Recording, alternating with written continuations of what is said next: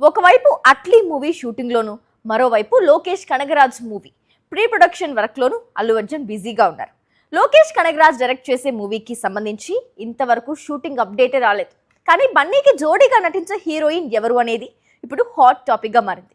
ఎందుకంటే అటు బాలీవుడ్ ఇటు టాలీవుడ్ చాలా మంది హీరోయిన్స్ నేమ్స్ ఈ ప్రాజెక్ట్ కోసం వినిపిస్తున్నాయి. అల్లు అర్జున్ పేరు ఇప్పుడు సంచలనాలకు మారు పేరు. పుష్ప 2 తర్వాత పాన్ ఇండియా సూపర్ స్టార్ గా ఎదిగాడు అల్లు అర్జున్. అందుకు బన్నీ నటించే కొత్త సినిమాలకు సంబంధించిన ప్రతి చిన్న విషయం సోషల్ మీడియాను షేక్ చేస్తోంది. ప్రస్తుతం రాకా షూటింగ్ లో బిజీగా ఉన్నాడు బన్నీ.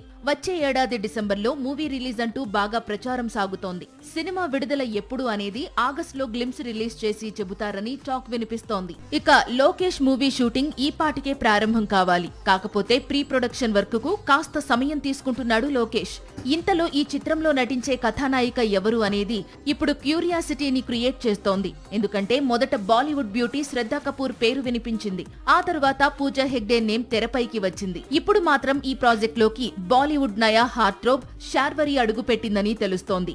ఇటీవలే మే వాపస్ ఆవుంగా అనే చిత్రంతో ప్రేక్షకుల ముందుకు వచ్చిన శార్వరి ప్రస్తుతం బీ టౌన్ లో వరుసగా మూవీస్ కమిట్ అవుతోంది. ఆల్ఫాలో ఆలియా భట్ తో కలిసి యాక్షన్ సీన్స్ చేయబోతోంది. ఇదే స్పీడ్ లో లోకేష్ డైరెక్ట్ చేసే చిత్రంతో బన్నీ సరసన ఆడి పాడనుందని సోషల్ మీడియాలో స్టోరీస్ కనిపిస్తున్నాయి.